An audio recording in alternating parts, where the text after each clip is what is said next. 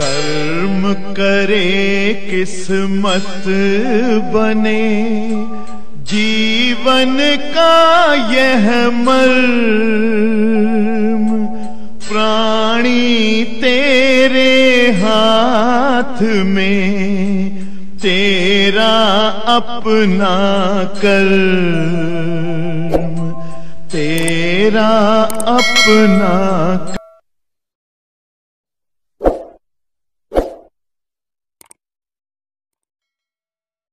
हाँ प्यारे बच्चों, अंकुर पांडे हमारे बीच आए हुए हैं और बड़ी मुश्किल से आप आए हैं कई दिनों के बाद।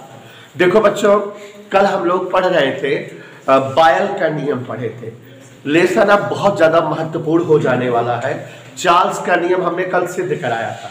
तो यहाँ सभी लोग ध्यान दीजिए, गैस क्या होती है फिजिक्स में।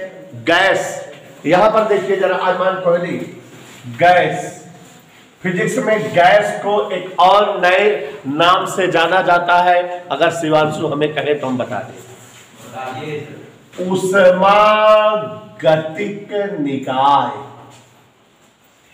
गैस का एक नया नाम है ऊष्मागतिक निकाय। ठीक है, वह निकाय जो ऊष्मागतिकी के नियमों और सिद्धांतों के प्रतिपादन हेतु आवश्यक होता है, उसी निकाय को ऊष्मागतिक निकाय कहते हैं। या वह निकाय जिसे ताप दाब आयतन के पदों में बतलाया जा सके, उसी निकाय को ऊष्मागतिक निकाय कहते हैं। माने ऊष्मागतिक निकाय दाब, आयतन और ताप के पदों में व्यक्त होने वाला निकाय है। तो अंकित प्रजापति जी, एक ऐसा निकाय जिसे ताप, दाब और आयतन के पदों में व्यक्त किया जा सके, उसे ही ऊष्मागतिक निकाय कहते हैं। एक ऐसा निकाय जिस ताप, दाब और आयतन के पदों में प्रकट किया जा सके, व्यक्त किया जा सके, उसे ही ऊष्मागतिक निकाय कहते हैं। या ऊष्मागतिकी के नियमों और सिद्धांतों के प्रतिपादन हेतु जो निकाय आवश्यक होता है, उसे ऊष्मागतिक निकाय कहा जाता है। Such type of substance, such type of part which is required for the proof of laws and principle of thermodynamics is known as thermal reagent substance. और यह सच टाइप ऑफ सब types of substance which can be represent in the form of pressure, volume and temperature is called thermal reagent। तो यहां बच्चों, ताप, दाब और आयतन के पदों में जिसे हम प्रकट कर सके, उसे ही ऊष्मागतिक निकाय कहते हैं। और जब यहां दाब, आयतन, ताप है तो ऊष्मागतिक निकाय या गैस किन्हीं दो चीजों पर डिपेंड करती है, तीसरा कांस्टेंट हो जाता है। कल की डेट में आप याद करिए, स्थिर दाब हो गया था। क्या स्थिर हो गया था? ऐसा स्थिर दाब। तो कौन सा नियम आया था? चार्ल्स का नियम। क्या था? या याद करो, भयानक तूफानी रात। स्थिर दाब पर गैसों के निश्चित द्रव्यमान का आयतन उनके परम ताप के समानुपाती होता है। इन दोनों में रिश्ता है। ना विश्वास है, जैसे कोनो वस्तु है उसका गर्म कर तो कोई आयतन बढ़ता है। गुब्बारा, सिगरेट छुआ तो डक जाता है, काहे? आयतन बढ़ जाता तो फट जाता। तो माने आयतन किस पर डिपेंड करता है? ताप पर। ताप बढ़ाए जाने पर गैसों का आयतन बढ़ता है। आप बोल सकते हो कि ऊष्मागतिक निकाय स्थिर दाब पर उसका आयतन उसके जो है परम ताप के समानुपाती होता है। और ये आ गया था हमेशा V बराबर KT, माने V बटा T बराबर K। मतलब इसको और यहां से भी बोल सकते हो, स्थिर दाब पर गैसों के निश्चित द्रव्यमान के आयतन और ताप का अनुपात कांस्टेंट होता है। अब बेटा कल हम बताए थे कि अब की बार जो है V कांस्टेंट कर दो। क्या कांस्टेंट कर दो? स्थिर आयतन। माने समझ रहे हो बेटा? तो दाब का नियम आ जाता है। इसको बोल सकते हो minus done at constant pressure volume of any gas is directly proportional to the temperature of the gas. Okay, standard temperature. Okay. बेवकूफ। तो अब यहां देखो स्थिर आयतन फॉर कांस्टेंट वॉल्यूम, जो फॉर कांस्टेंट वॉल्यूम स्थिर आयतन पर गैसों के निश्चित द्रव्यमान का दाब उनके परमताप के समानुपाती होता। Pressure is directly proportional to the standard temperature. P equal क्या होगा बेटा देवेश खान? KT। तो P बाई T बराबर क्या होगा बेटा? K। तो कैसे बोलोगे?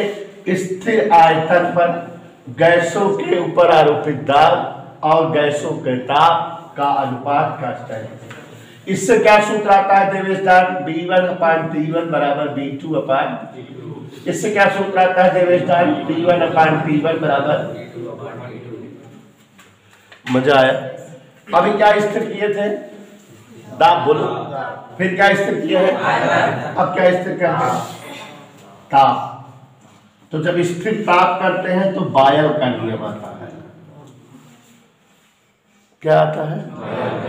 तो स्थिर ताप पर गैसों के निश्चित द्रव्यमान का आयतन उस पर आरोपित दाब के व्युत्क्रम अनुपाती होता है। V बराबर K/P।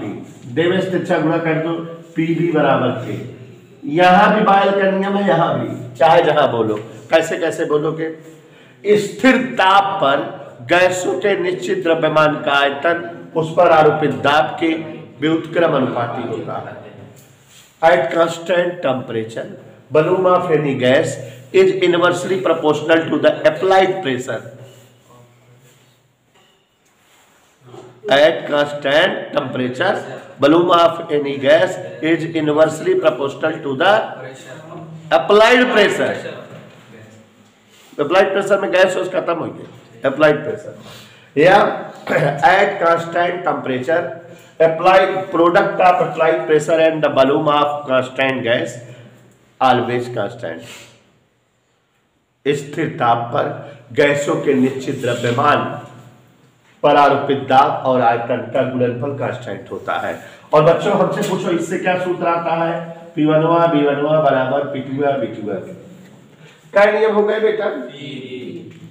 एक और विशेष नियम है, वो जो इन दोनों से बनकर नियम है, चार्ल्स और बायल से। किससे? अगर जो है माना दाब P व परम ताप T, देख रहे हो जो इसकी नहीं? Yes sir. बहुत मजेदार लेसन कर रहा हूं। पर किसी गैस के निश्चित द्रव्यमान का आयतन V हो तो क्या मान लिया बताओ? क्या मान लिया है बोलो तब लोग।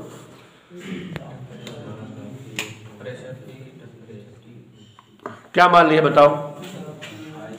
स्थिर किसी गैस का दाब P व परमताप T पर आयतन कितना है? V है। तो बायल का नियम क्या चिल्लाता है, या चार्ल्स का नियम पहले क्या चिल्लाता है? तो चार्ल्स के नियम से चार्ल्स का नियम क्या चिल्लाता है? V प्रोपोर्शनल T स्थिर दाब पर। कहता है कि नहीं है? यही कहता है कि नहीं? कहता है आयतन परमताप के समानुपाती होता है। और बच्चों बायलवा क्या कहता है? बायल के नियम से क्या कहता है? कि स्थिर द्रव्यमान का आयतन उस पर आरोपित दाब के, यही कहता है। बोल दो समीकरण 2। और ऐसा कब कहता है? स्थिर ताप।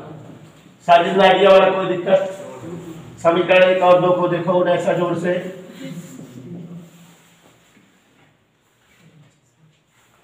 V समानुपाती T और प्रोपोर्शनल रिवर्सली प्रोपोर्शनल दोनों इकट्ठा करके कैसे लिखते हैं? तो V समानुपाती चिन्ह हटाया जाता है, बराबर और कांस्टेंट यहाँ R यूज होता है। V बराबर RT/P, तिरछा गुणा कर दो PV बराबर RT। इसे आदर्श गैस समीकरण या केवल गैस समीकरण कहते हैं। क्या कहते हैं बच्चों? हाँ, आदर्श गैस समीकरण। ठीक है। गैसों के n मोल हेतु पीवी बराबर n RT लिखा जाता है। क्या लिखा जाता है बेटा? R क्या है यहाँ? R कहा जाता है गैस नीतांक। R क्या है? इससे आप परिचित हो पहले लेसन में। R बराबर पीवी अपान टी। विमी सूत्र और मात्रक, प्यारे बच्चों, मात्रक और विमी सूत्र क्या क्या? देखो, दाब का मात्रक न्यूटन प्रति मीटर स्क्वायर, आयतन का मात्रक मीटर क्यूब, नीचे ताप का मात्रक केल्विन। न मानोगे? मीटर क्यूब से मीटर स्क्वायर कट गया, न्यूटन मीटर, न्यूटन मीटर बटा केल्विन। न्यूटन मीटर को जूल कहते हैं, जूल बटा केल्विन, जूल प्रति केल्विन इसका क्या है? मात्रक। और विमी सूत्र आ जाएगा, जूल माने ऊर्जा, N2 T-2, और K माने ताप, ऊपर गया। विमी सूत्र आ गया कि नहीं मुनेसा? तो विमी सूत्र भी आ गया प्यारे बच्चों, और जो है आपने इसका मात्रक भी पा लिया। तो ये गैस नीतांक की बात है, विमी सूत्र और मात्रक है। कोई असुविधा बेटा? तो सदा से सुंदरम जी रोज आया करो बेटा, नहीं सब टूट जाएगा। तो यहाँ बच्चों हमने जो है गैस समीकरण, बॉयल का नियम, चार्ल्स का नियम, दाब का नियम आपको एक्सप्लेन कर दिया। और बच्चों अब यहीं पर आपको बताऊंगा परम शून्य ताप और त्रिक बिंदु ताप। तो ये वाला टॉपिक खत्म हो जाएगा।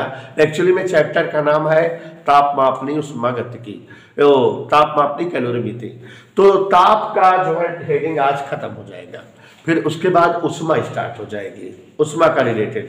तो उष्मा क्या है? उष्मी प्रसार, क्षेत्रीय प्रसार, रेखीय प्रसार, आयतन प्रसार, अल्फा बीटा गामा, गुप्त उष्मा, विशिष्ट उष्मा और अवस्था परिवर्तन, गलनांक, क्वथनांक, द्रवणांक, ये सब हम इसमें पढ़ेंगे। ठीक है, तो ये ताप वाला रिलेटेड टॉपिक खत्म हो जाएगा। अभी आपको क्या बता दे बेटा? एब्सोल्यूट टेम्परेचर, परम शून्य ताप। तो पहले ये टॉपिक लिखा ले बेटा, नहीं ढेर सारा हो जाएगा।